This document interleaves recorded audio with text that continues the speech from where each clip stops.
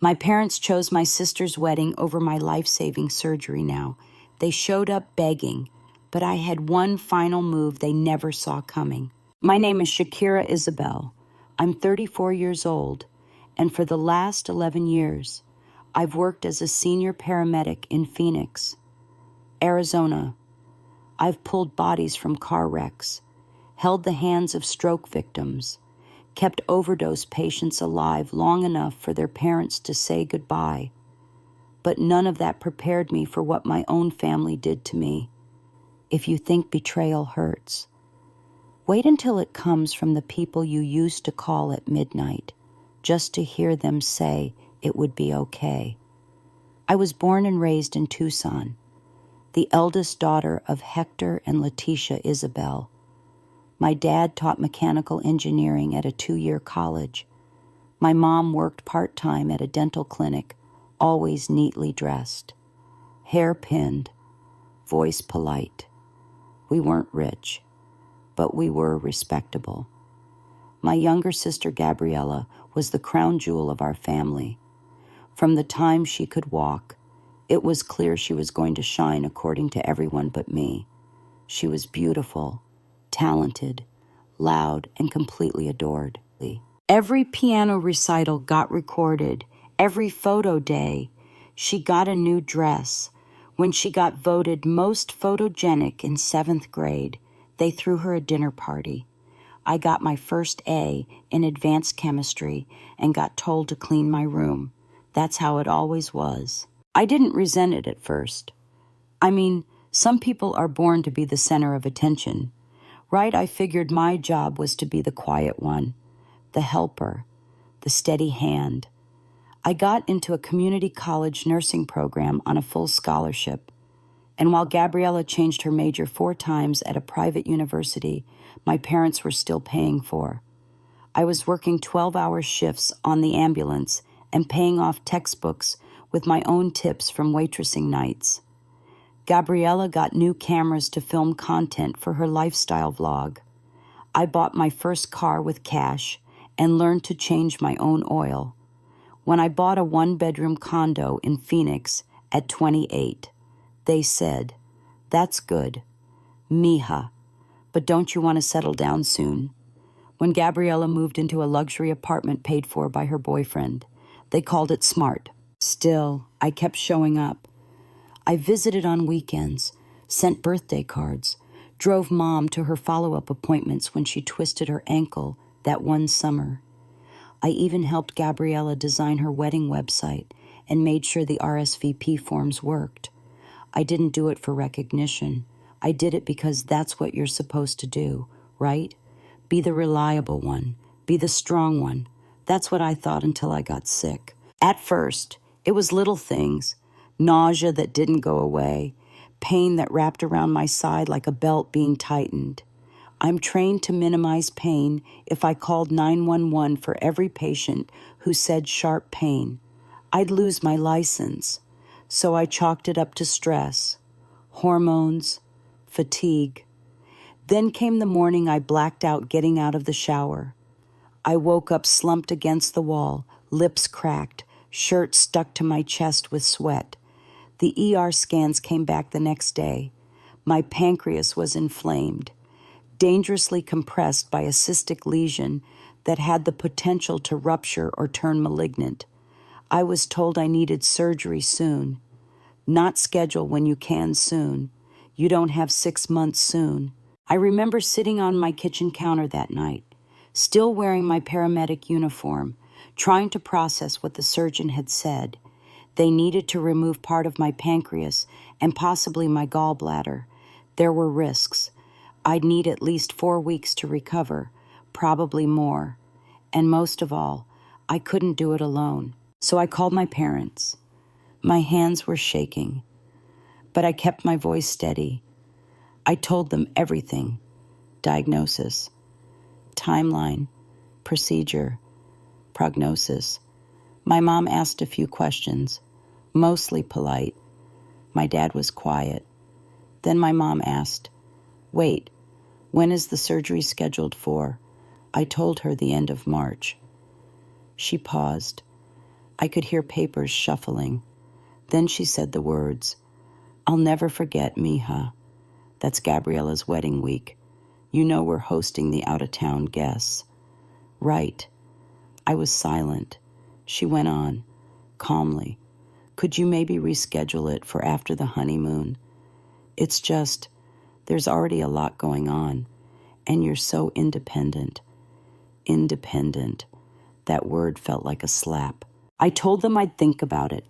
Then I hung up and stared at the wall for almost an hour. Later that night, Gabriella texted me, "I heard you're sick. That sucks. I'm sorry, but try not to make this about you." Okay, this is the most important day of my life. I stared at that message like it was written in fire. It wasn't just the words. It was the fact that she believed them. She genuinely thought I was being selfish for needing surgery during her wedding month. That night, I realized something had snapped. I wasn't just the helper anymore. I was the liability, the inconvenience. And it didn't matter if I lived or died as long as Gabriella's wedding photos came out perfect. It was the little things that stung the most, not just the fact that they wouldn't help with the surgery, but how fast they moved on from the conversation, as if I had asked for a favor, not told them I might not make it to summer. 3 days after that phone call, Gabriella posted a photo of her at a bridal fitting, twirling in front of a mirror in a gown that probably cost more than I made in a month. The caption said, "Final look, ready to walk into my forever." My mom commented with 3 heart emojis. My dad shared it with the caption, "Our baby girl is getting married." Neither of them responded to my message confirming the surgery date. Neither of them asked how I was getting there, not even to wish me luck. I'd never felt so invisible, and I've treated people who've been pulled from wreckage. March came fast, too fast. I had to request emergency leave from my department. My supervisor was the one who drove me to the hospital at 6 in the morning. She wasn't a close friend, just a decent person who saw me struggling and didn't ask questions. I'd packed a small overnight bag, wrote instructions for the post-op meds on a sticky note, and left my emergency contact as the station manager. The surgery was supposed to take 4 hours. It took 7. Complications, the kind they warn you about, but you think won't happen to you. When I woke up, I couldn't breathe properly. My chest felt like it had been caved in. Tubes, monitors, a nurse telling me to stay calm. I blinked at the ceiling tiles and wondered if this is what dying felt like, confusing, cold, alone. The first person to visit me was a rookie EMT from our station. Barely knew him. He brought a smoothie and said, "We all pitched in. By the way, for meals, just rest. We've got you covered." I remember nodding. I didn't have the strength to cry. My parents never showed up, not once. Gabriella posted a carousel of wedding photos that same week. Her walking down the aisle, her dancing with Dad, her laughing in a champagne-colored ballroom, while guests clapped around her like a scene from a magazine. My hospital bracelet was still digging into my wrist when I saw the post. I couldn't even lift my phone properly, so I dropped it. I remember the sound it made, hollow, final. For weeks after, I recovered alone in my apartment. Friends from work rotated check-ins. A dispatcher brought soup. A driver helped me install a grab bar in the shower. I slept sitting up. I read discharge notes and Googled words like necrosis and enzyme leak because I didn't have anyone to ask. I lost 12 pounds. I started wearing gloves indoors because my hands stayed cold no matter how high I turned the heat. Still, no one from my family called, not even once.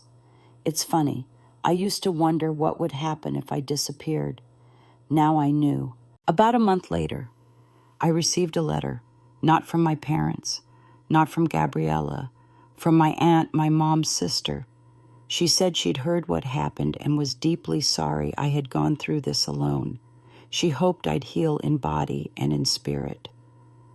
Tucked inside was a check for $500 and a note that read, "I know it's not much, but it's not nothing. It wasn't the money that got me. It was the sentence. Not much, but not nothing.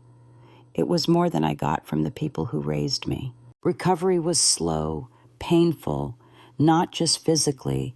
I couldn't eat properly. I got winded walking upstairs. I stopped checking social media altogether. I stopped replying to texts. I stopped trying to explain myself. Something inside me had changed. Not bitterness, not rage, just silence. The kind of silence that forms after a bridge collapses. I no longer wanted to fix it. I no longer wanted to be chosen. I just wanted distance, air, time. The real moment everything shifted wasn't in the hospital, or during surgery, or even when I saw Gabriella's wedding photos. It was at my next medical follow-up. My doctor walked in, looked over the scans, and said, "You're lucky we got it when we did." I nodded. He didn't know how close I came to canceling the surgery entirely, just to keep the peace. I thanked him, but inside, I felt something new, not gratitude, resolve. I had saved myself, and I had no intention of forgetting who didn't show up when it mattered most. You'd think the hardest part was over once the surgery was done. The truth is, healing without love is harder than surviving any operation. I had 4 drains in my side, a deep scar wrapped in surgical tape, and a list of medications that made my brain foggy and my stomach turn. But nothing was heavier than the silence. My parents didn't call. Gabriella didn't message. Not even a "hope you're okay." There wasn't a single text waiting for me when I got home from the hospital. The surgery that saved my life came and went like a secret. The worst part was that I wasn't even surprised anymore. I just moved slowly around my apartment like a ghost in my own body. Every corner reminded me of what I'd built alone. The bookshelf I assembled with a sprained wrist. The freezer full of frozen meals I had cooked in advance because I knew no one would be there to help. I sat in that quiet space for days. No music, no shows, just the sound of the fridge humming and the occasional pain spike that reminded me I was still alive. My station sent a recovery card signed by the whole team. It was simple: "We miss you. Get well soon." But it meant more than anything my family had ever written. When one of the drivers stopped by to leave groceries outside my door, I nearly cried. He didn't even knock. Just texted, "Check your porch," and drove off.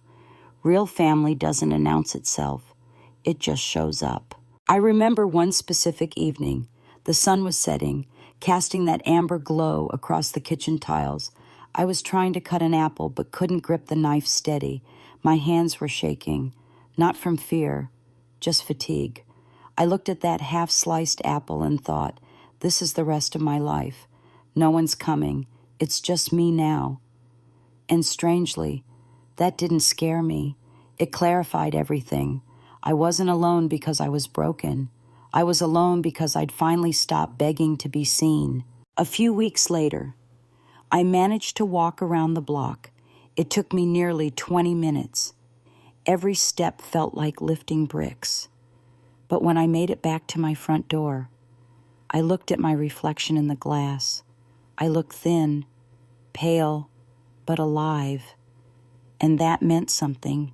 I had done this. I hadn't collapsed. I hadn't called them. I hadn't crawled back just to be dismissed again. That mattered more than any apology I'd never get. I started journaling, just small entries, nothing poetic, just notes like tolerated breakfast, or walked 2 blocks today, or no pain meds since morning. I didn't share it online. I didn't post updates for sympathy. I kept it private because healing, real healing, doesn't need applause. It needs stillness. It needs truth. A month later, I was back at the station light duty, mostly admin work. My team was patient. They let me rest when I needed. They made jokes to keep me smiling. And for the first time in a long time, I felt seen, not because I was suffering, but because I had value beyond crisis. One of the newer recruits said, "I didn't know what resilience looked like until I saw you walk in here after what you've been through." I smiled, not to be strong, but because I finally believed it. Gabriella sent out thank you cards for her wedding around that time. One of our cousins forwarded me a photo of theirs, elegant script, her name and her husband's printed in gold, a handwritten note that said, "Thank you for being part of our perfect day." I never received one. I didn't expect to, but still, something about seeing it stung, not because I wanted to be included, but because it confirmed what I already knew. They had erased me. But what they hadn't expected was that I wouldn't come crawling back, that I wouldn't send bitter messages, that I wouldn't explain or justify or ask them to do better. That, I think, was the real shock. I went silent, not to punish, but to rebuild, quietly, precisely, from the ground up, like we do after a fire. You don't save the ashes, you clear them, then you lay new foundation. And that's exactly what I was preparing to do. I didn't wake up one morning suddenly healed. There wasn't a montage of victory moments or inspirational songs in the background. What happened was quieter, every day. I got up a little earlier, walked a little farther, ate a little more, spoke a little louder. And one morning, I stood at my bathroom mirror and saw something I hadn't seen in a while. My eyes were steady. I wasn't strong yet, but I wasn't fragile either. I was coming back. Returning to work full-time was both a relief and a test. Physically, I was still weaker than before. I couldn't haul gear the same way. I fatigued faster, but mentally, I was sharper than ever. I had spent weeks watching the world from a distance, and now I was back inside it, but with a different kind of clarity, the kind that comes after you've watched everyone leave the room when the lights go out. I didn't need validation anymore. I needed movement. So I shifted.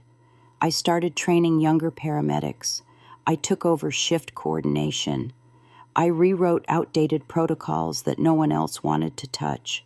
Slowly, I became the person people came to, not because I was loud, but because I knew how to stay calm when everything went to hell. Around that time, a new station opened 2 districts over. They were recruiting leadership. My supervisor recommended me. I wasn't sure I was ready, but she looked me dead in the eye and said, "You've already led people through hell. The title just makes it official." I applied. 2 weeks later, I got the call. They offered me a unit lead role, better hours, better pay, and more importantly, autonomy. I accepted without hesitation. My new station was a blank slate, no politics, no history, no one looking at me like the sick one or the other sister, just a team that needed direction. I gave it. I built schedules that protected our medics' sleep. I organized mental health check-ins. I negotiated budget lines for better trauma kits, and slowly, we became known for one thing: efficiency without burnout. I wasn't trying to prove anything. I just knew what it felt like to need help and not get it. So I made sure my people never felt that way on my watch. One evening, while sorting inventory, I got a message from an old colleague. "Saw your station got written up in the county report. Top responder times. Nicely done." I smiled, closed the message, and got back to work. That's the thing about real success. It doesn't announce itself. It just leaves results behind like a trail. Gabriella's anniversary posts had started slowing down by then. The big photo shoots turned into blurry selfies. Her husband's name disappeared from captions. A cousin mentioned they were taking time apart. I didn't ask for details. I didn't need to. People who build their lives for the feed rarely build anything real behind the camera. Meanwhile, I was renovating my condo, new paint, upgraded fixtures, not because I needed to impress anyone, just because it was time to make space reflect who I'd become. I even framed my station award for outstanding leadership and hung it by the door. No one ever gave me a trophy growing up, so I made space for my own. Then came the email. It was from my mother. No subject line, just a message that read, "We'd like to talk." No apology, no context, just 6 words. I stared at it for a long time, not with anger, not even surprise, just that same quiet disbelief I'd felt sitting in a hospital bed, watching her like a stranger. I didn't respond, not because I was bitter, but because I didn't owe her an audience anymore. My progress wasn't a performance, it was a life. That week, I stayed late after shift and walked through the bay alone. I ran my fingers along the stretcher rails, checked the oxygen tanks, adjusted the lighting. This was my world now. Not perfect, not easy, but mine. And I had earned every inch of it. What they never understood was that I didn't need their support to survive. I needed space to build without being interrupted, without being minimized, without being told that I was too much or not enough. And now that I had it, there was no going back. There was a moment, months after my surgery, when I realized I hadn't thought about Gabriella or my parents in over a week. It hit me while I was reorganizing the supply cabinet at work. I was reaching for gauze packs and suddenly froze, not because I was upset, but because I had found myself genuinely focused on my own life, for the first time in years. I wasn't wondering what they were thinking, doing, or posting. I was simply here, breathing, working, contributing. That quiet mental shift didn't happen overnight. It came gradually, like watching a bruise fade from black to yellow to gone. It started when I stopped checking my phone for notifications that would never come. Then it grew stronger when I began leading more shift briefings, helping younger paramedics prep for trauma calls, and taking initiative on the back-end operations no one wanted to deal with. I wasn't trying to prove anything. I just wanted the work done right. And it turned out that mattered. One day, my station captain pulled me aside and said, "Shakira, your response times and report accuracy are setting the standard. You know that, right?" I nodded, quietly. I didn't feel proud. I felt grounded, like all the weight I'd carried in silence was finally becoming something useful.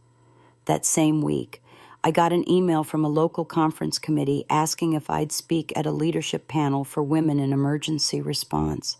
I almost deleted it. Then I remembered how many times I'd sat in rooms, listening to speakers who looked polished but never spoke about what it felt like to be dismissed while surviving. I said yes. When I arrived at this conference, I wore my medic boots and a simple black shirt, no makeup, no script. I stood in front of a room full of women and talked about what it meant to show up even when no one was clapping. I told them about building a life from scratch after watching the people you loved walk away. I shared what it meant to find meaning in work that no one else wanted to do. There were no tears, no applause breaks, just silence, and then, slowly, the nodding, the kind that tells you people understand without having to say anything. After the panel, a young woman approached me in the hallway and said, "I didn't know you were allowed to be both quiet and powerful. Thank you for showing me that." I smiled, shook her hand, and went back to my shift that same night. Back at home, I started renovating my condo. Nothing dramatic, just details that made it feel like mine again. I replaced old cabinet handles, painted the bathroom, bought a new set of sheets in a color I liked instead of whatever was on sale. I framed my station's leadership recognition and hung it beside the kitchen table. Not because I needed praise, but because I wanted something on the wall that reminded me I had built this version of my life from the ground up. I stopped checking Gabriella's profile after that, the last time I looked. Her posts had slowed. The wedding glow had faded into generic meal photos and vague captions about healing and new chapters. I heard through a cousin that her husband had accepted a job abroad. She stayed behind. The house they had bought was being sold. Our parents had co-signed the mortgage. I didn't feel satisfaction. Just a kind of quiet observation, like watching a tree finally bend after years of swaying too high in the wind. One afternoon, while finishing a training module in my office, I received a call from a number I didn't recognize. I let it go to voicemail. Later that evening, I sat down with a cup of tea and listened. It was my father. His voice was thin, unsure. He said they'd had a difficult year, that Mom wasn't well, that they wanted to talk.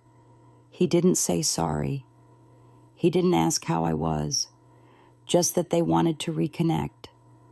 I deleted the message without hesitation, not because I was angry, but because there was nothing left to reconnect to. You can't return to a bridge you burned and expect it to hold your weight again. The very next week, I got an offer from a regional disaster training program. One of my former supervisors had recommended me to lead a new initiative focused on mental readiness and field response. It was everything I cared about teaching medics how to survive emotionally, not just physically.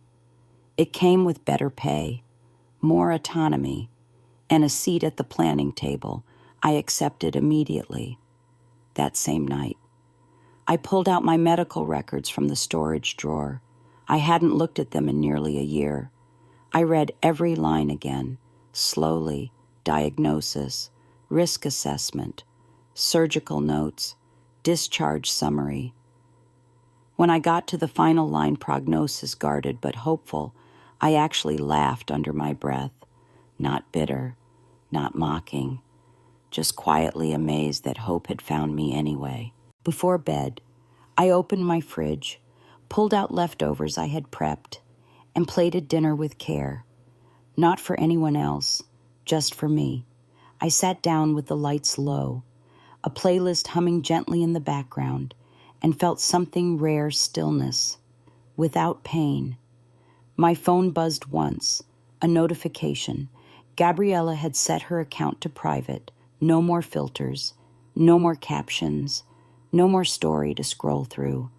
And just like that, I exhaled, not because I needed her to disappear, but because she no longer interrupted my peace.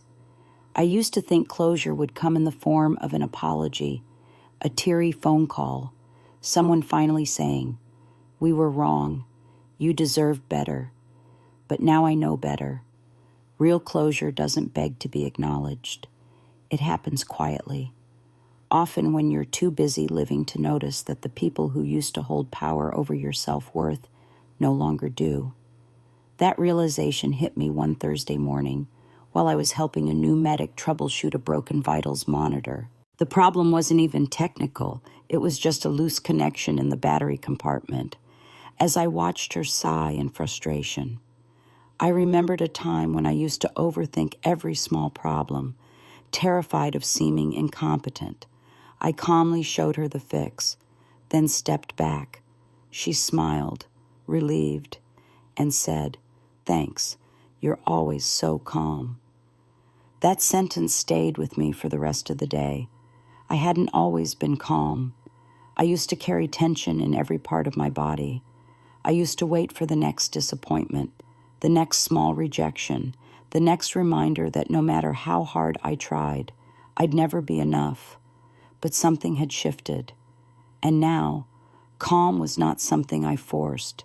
It was who I had become. That afternoon, I received another call from an unknown number.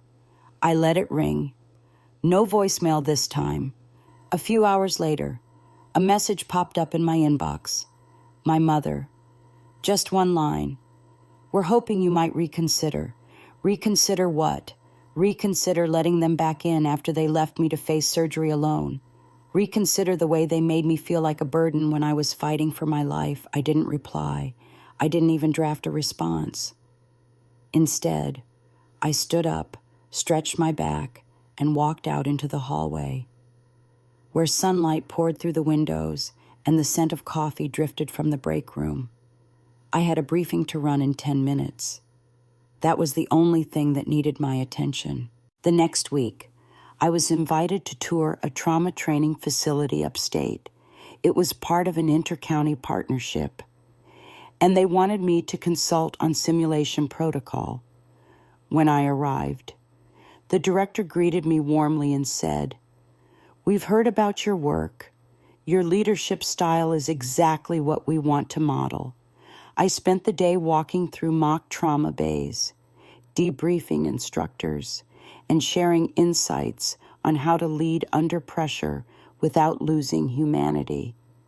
It was work that required zero ego and 100% presence, the kind of work that made you feel useful without needing to be praised.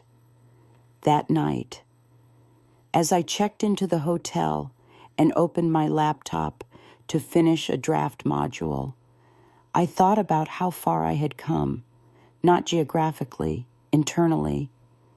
There was a time I would have canceled everything just to be available for a family gathering I wasn't even valued in. A time when I measured success by how close I could stand to people who barely looked in my direction. Not anymore. 2 days after I got home, I ran into someone from my past, a distant cousin, Mateo, who had always been neutral in the family dynamics. We bumped into each other at a community health fair where I was giving a talk on emergency preparedness. He looked surprised. "Shakira, wow, you look good, like solid." I laughed and thanked him. Then he said something that caught me off guard. "I don't know if you've heard, but your parents are in a rough spot. Something about refinancing gone wrong. They were asking around if anyone had your new number. I didn't respond right away. I just nodded." Mateo studied me, then added, "Just so you know, Gabriella's not helping them. Apparently she told them she has her own life now." Things got awkward.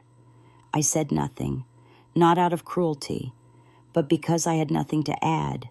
That night, I sat in my living room, the same one I had once recovered in with an ice pack on my ribs and an empty fridge, and I stared at the city lights outside. My phone was silent. No one needed anything. No one was demanding my energy. And still, I felt full of purpose, full of clarity, full of peace. They had always assumed I would come back when they called, that no matter what they had done, I would eventually soften. But what they didn't understand was this: it wasn't bitterness that kept me from answering. It was evolution. And I wasn't going back. I didn't know how far they had fallen until I heard it from someone outside the family. It was a Thursday morning, one of those rare Arizona spring days when the sky feels soft instead of sharp. I was reviewing grant paperwork in my office when Carla, the admin from Station Finance, walked in with a half smile and said, "You're not going to believe who came by the community board this morning asking about emergency housing referrals." I raised an eyebrow. Hector and Letitia Isabel. She said, "They left their name on the paper." I didn't put it together until I saw the last name. I froze for a moment. Then I nodded.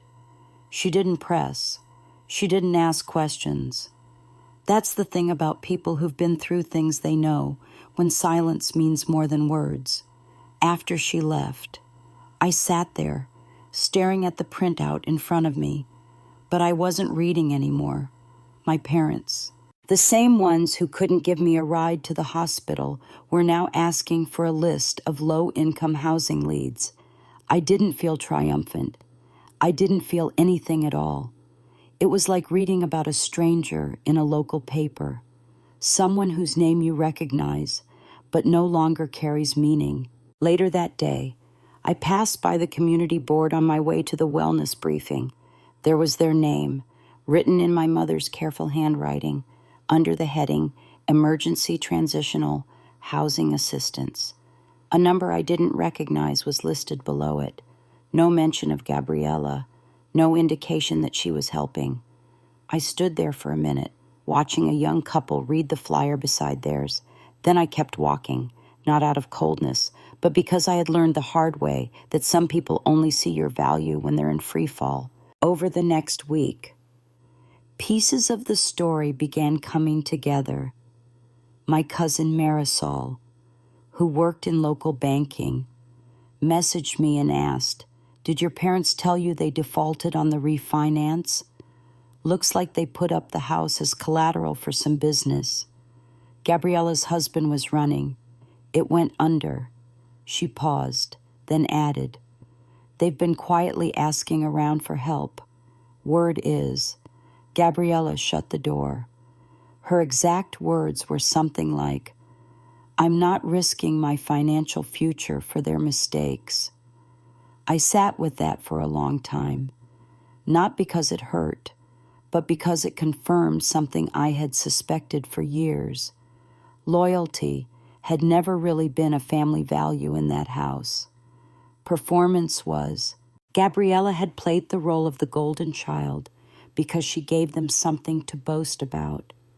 And when her image started to crack, when her life no longer aligned with the narrative they built around her, she stepped away. I don't blame her. That was always their dynamic. She shined. They praised. She stumbled. They protected. Until protecting her would cost them something they weren't willing to lose. I, on the other hand, had never been protected, only tolerated, until I became too inconvenient. The difference was, I never needed to be saved. I just needed to be respected. And when that never came, I saved myself. And now, while they were circling the community board, looking for places to stay, I was preparing to speak at a national training summit about sustainable leadership in trauma response. I had just been invited to join a task force advising municipal EMT reform. My name was being mentioned in rooms I used to dream of entering, not because I asked for recognition, but because I did the work when no one was watching. That weekend, I walked through my neighborhood farmer's market, picked out fresh lemons, chatted with the woman who sold handmade soap, and bought a small succulent for my desk. There was no background music, no dramatic revelation, just the quiet satisfaction of choosing peace over performance.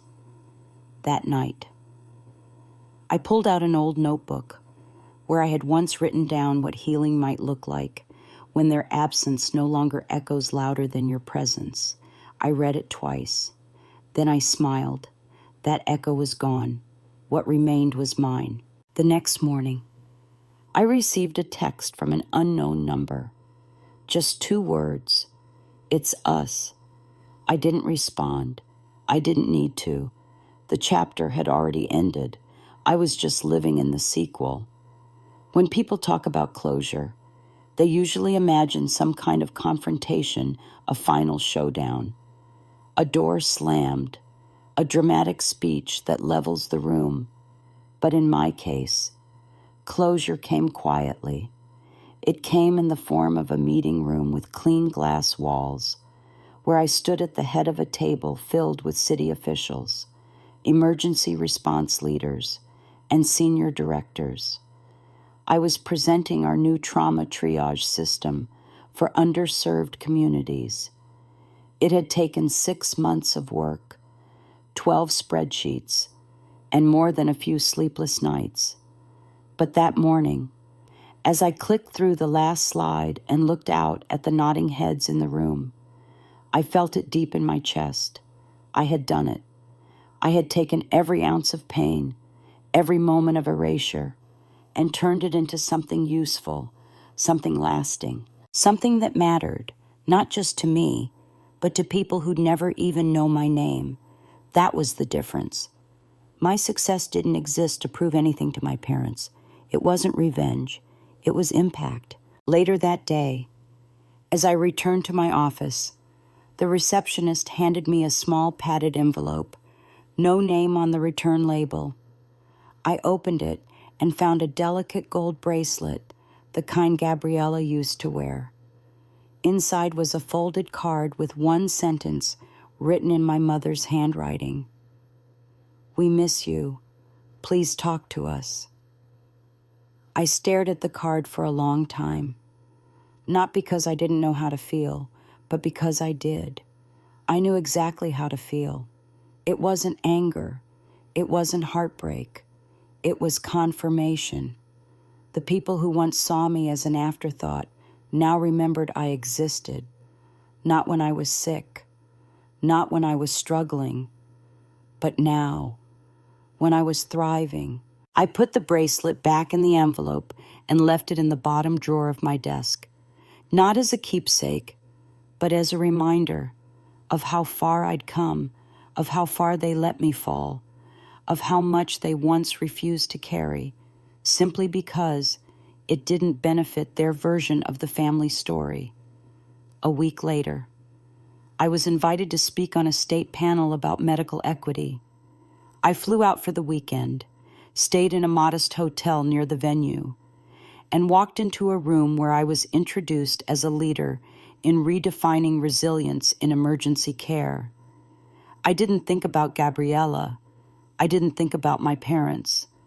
I thought about the girl who once sat in the ER lobby after her diagnosis, wondering how she was going to make it through the next month. That version of me deserved everything this new life had to offer, and I was giving it to her. After the panel, a director from a major healthcare foundation pulled me aside. She said, "We've been watching your work. We're planning a multi-year investment in community health initiatives, and we want you to lead one of the pillars." I nodded slowly. I didn't gush. I didn't ask how they found me. I simply said, "Let's talk," because now I was a decision maker, not someone waiting to be chosen, someone building the table, not waiting for a seat at one. That night, I had dinner with a few colleagues from the summit. They toasted to my story, to the project, to what came next. I sipped water and smiled. I wasn't thinking about what I'd lost anymore. I was thinking about everything I'd gained by losing the people who never really saw me in the first place. Back in Phoenix, I received another text from a new number. It said, "We're staying at a motel near 15th. We don't know how much longer we can afford it. Please. Shakira, no name, no acknowledgement, just need." I didn't answer, but I read it twice, not because I was considering a response, but because I needed to remind myself what it looked like when people only reached out with open hands, not open hearts. The next morning, I met with the new recruits at my station. I walked them through the basic trauma response checklist, the kind that could save someone's life if they remembered it under pressure. One of the newer medics raised her hand and asked, "What's the first thing you do when someone's losing blood fast?" I answered without thinking, "Stay calm. Let them know they're not alone. Then act." And as the words left my mouth, I realized that was the rule I had needed all along. Not from my family, from myself. Calm, present, unshaken. That was my legacy now, not the absence they left, but the strength I built in the silence. A few weeks later, I was invited to a regional resilience symposium hosted in the city. The event brought together leaders in emergency services, trauma therapy, and public health. I was scheduled to close the afternoon with a segment on rebuilding under pressure. The topic was personal, but not in a way I needed to explain. Everyone in the room had been through something. That was the beauty of being surrounded by people who built their lives in service of others. There was no need to defend your scars. You just wore them quietly, and they understood. I wore a tailored navy shirt, clean slacks, and my old boots, the ones I had worn to my very first emergency response shift all those years ago. I opened my talk with a simple truth. There will be times in your life when the people you counted on vanish, when the support system you thought you had crumbles right when you need it most. But if you can keep your heart steady and your work honest, you will outlive their silence. The room didn't react immediately, but I saw heads bow slightly, shoulders relax. I knew the words had landed. Afterward, a woman from a regional hospital came up to me. She looked older than me, probably late 50s, but her grip was firm and her eyes were clear. She said, "You just described my entire last decade. Thank you for not sugarcoating it." That moment reminded me why I kept showing up, not to perform, not to prove anything, but to make space for people who had survived things they never talked about. That evening, I was supposed to attend the symposium's networking dinner, but instead, I decided to walk home. It was cool out. The sky painted in violet and rust, the kind of twilight that makes you pause even if you're busy. As I passed through a quiet plaza, I saw them, my parents, sitting on a bench outside the community outreach center, dressed in the same worn layers I'd seen them in weeks earlier on that flyer. They didn't see me at first. My mother was fidgeting with a cracked phone. My father was staring straight ahead. They looked small, not pitiful, just human, stripped of everything they once used to define themselves. No house, no titles, no daughter to brag about. I stopped walking, just for a second, not to confront them, not to forgive them, but because I needed to look at them and feel nothing. And I did. I felt nothing, not anger, not vindication, just a clean stillness. The kind of emotional clarity that lets you know healing isn't just something you say, it's something you arrive at. I turned away before they noticed me, walked 3 blocks to my apartment, brewed a cup of tea, lit a candle, sat by the window. That was my closure. Not words, not apologies, not even an ending. Just the knowledge that they were watching the world they built fall apart. And for the first time, I wasn't standing under it with my hands out. I was watching from solid ground. The next morning, the symposium organizers emailed me. The closing panel had been selected for national broadcast. My quote would be included in their official print feature. It wasn't a big deal to me anymore. The spotlight didn't shake me like it used to, but it meant that someday, someone sitting alone at the start of their own storm might read those words and decide to keep going, and that was enough. At the station later that week, one of the newer recruits passed me a thank you note after our shift. It said, "Thanks for treating us like people, not just rookies. You make this place feel safe."